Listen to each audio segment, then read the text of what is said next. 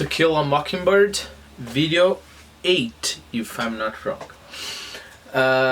Well, we had a nice long review last video, right, about vocabulary. So let's go into new ground.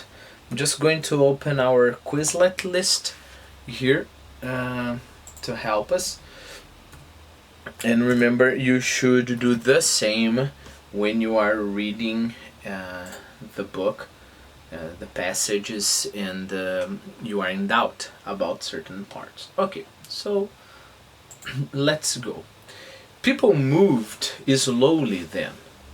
They ambled across the square, shuffled in and out of the stores around it, took their time about everything. A day was 24 hours long, but seemed longer.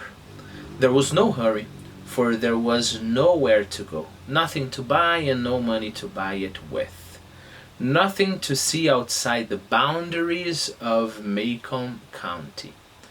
But it was a time of vague optimism for some of the people. Maycomb County had recently been told that it had nothing to fear but fear itself. Okay, let's go by parts. Words first, and then we'll try to make sense.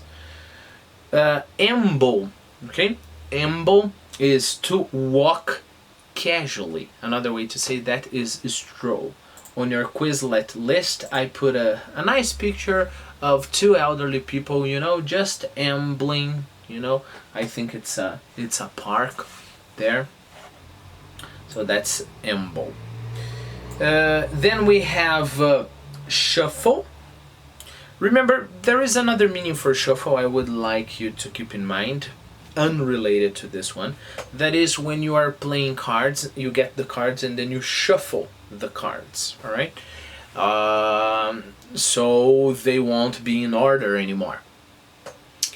If you are old enough, and I know you aren't, so probably if you ask your parents, when we put a CD in the CD player, one of the functions there was a button called shuffle. What would happen if you pressed that button? Your sound system wouldn't play track 1, 2, 3, 4, 5, 6, 7 in that order. It would play 2, 12, 7, 1, 17, 6, okay? So it would shuffle the tracks of the CD there, okay? But of course, this is not the case here. When you shuffle your feet, you walk and you don't exactly raise your feet, you know, you kind of slide it, right? You know, maybe if you are really old, or you know, kids that keep shuffling their feet and then parents, you know, tell them off, saying they can't do that. Then we have the expression take your time, okay? Well, when you take your time doing something, you don't hurry. A nice example for take your time, of course, is our videos here. We are taking our time reading each part of the book and paying attention to each one, and each word and etc. Okay, and then there's something very interesting here.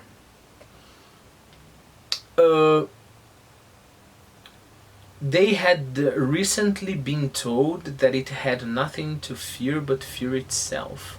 So the question is, who told them that they had nothing to fear but fear itself? And just because somebody told them that, now they are optimistic. One more question I would like you to try to answer. Why don't they have money? You know, they went in and out of stores, but nobody had money, okay? I think here it's very important to keep in mind where the novel takes place, and mainly when. Where, of course, it's obvious, in the United States, but when does the novel take place? The novel takes place from 1933, up to 1935. So it means that we are here We are here during the Great Depression of 29, and of course you already know that because of the Hoover card. Remember the Hoover card? So the Hoover cards, because nobody had money to fix their cars, so they had to attach horse, right?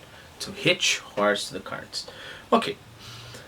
Remember I told you about Hoover? The president that came after Hoover was Roosevelt, okay? Roosevelt was the president in the United States during the Great Depression and most of the Second World War, World War II. Okay?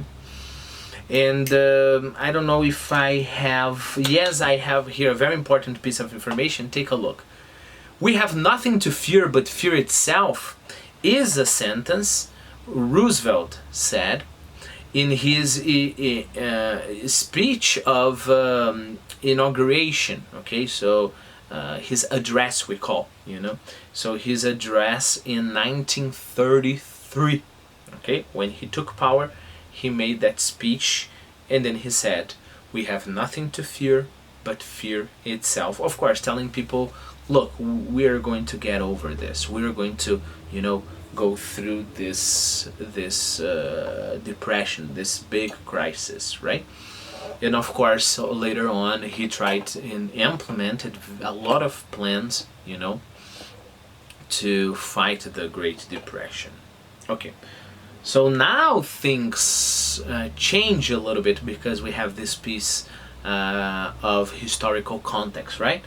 But it was a time of vague optimism for some of the people. Maycomb County had recently been told that it had nothing to fear but fear itself. Okay? Just going back to the beginning of the paragraph, let's put the words in context. People moved slowly then. They ambled across the square, shuffled in and out of the stores around it. Took their time about everything. A day was 24 hours long, but it seemed longer. There was no hurry, for there was nowhere to go, nothing to buy, and no money to buy it with. Nothing to see outside the boundaries of Maycomb County. But it was a time of vague optimism for some of the people. Maycomb County had recently been told that it had nothing to fear but fear itself. We lived on the main residential street in town. Atticus, Jem and I, plus Calpurnia. Calpurnia, our cook. Jem and I found our father satisfactory. He played with us, read to us, and treated us with courteous detachment. Keep in mind, if you are detached to something, you are not too much close to that thing. Attached, right? I'm very attached to my computer. Nobody can touch my computer. If I lost my computer, I would die, right?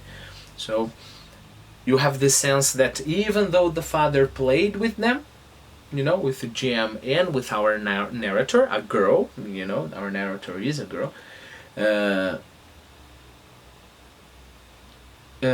though he gave them attention, you know, he was courteous but detached as well, right? So would just let them play and etc.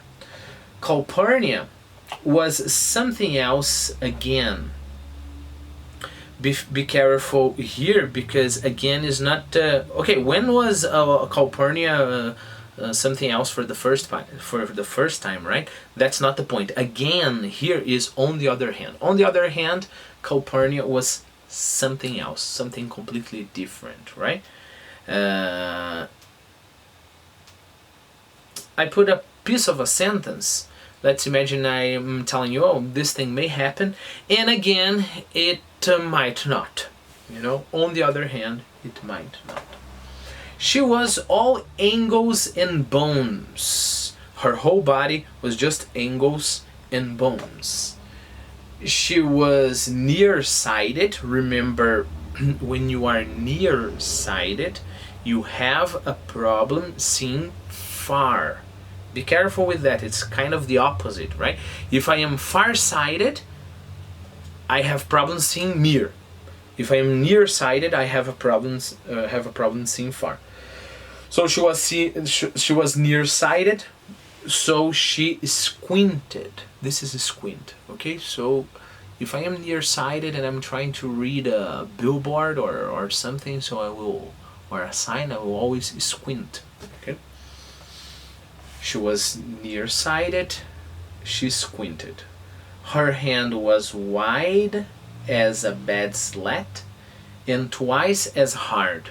Twice as hard as the bed slat. Slat, we were talking about the piece of wood. If you lift your mattress, you're going to find the slats there. There's a picture in Quizlet. It's a strip of wood. She was always ordering me out of the kitchen, asking me why I couldn't behave as well as Jem when she knew he was older, and calling me home when I wasn't ready to come. Our battles were epic and one-sided. Calpurnia always won, mainly because Atticus always took her side. She had been with us ever since Jem was born, and I had felt her tyrannical presence as long as I could remember. Our mother died when I was 2, so I never felt her absence. She was a Graham. Okay, you can pronounce that as Graham or Graham. She was a Graham from Montgomery. Probably we're talking about her family, right? She was a Graham. She was from the Graham family. One of the Grahams. Atticus met her when he was first elected the state legislature. He was middle-aged then. She was 15 years his junior. Remember, in the beginning of the book we saw that Jem is 10 years the narrator's senior, if I'm not wrong. 10 years, right? So he is 10 years my senior, he is 10 years older than me. She is 15 years my junior. She is 15 years younger than me. She was 15 years his senior. Jem was the product of their first year of marriage. 4 years later I was born. Oh no, not 10 years guys, okay, 4 years. And 2 years later our mother died from a sudden heart attack. They said it ran in her family. Remember, if something runs in your family, something, is very recurrent. Something happens again and again and again in your family. So many people in her family died of a heart attack. So apparently, I don't know, it was a... how do I say that? It was a genetic thing, right? They said it ran in her family. I did not miss her, but I think Jem did. He remembered her clearly. And sometimes in the middle of a game he would sigh. This is sigh. At length, so he would give out a long sigh. Then go off and play by himself behind the car house. When he was like that, I knew better than to bother him. It means because I knew very well I wouldn't bother him. I knew better than to bother him.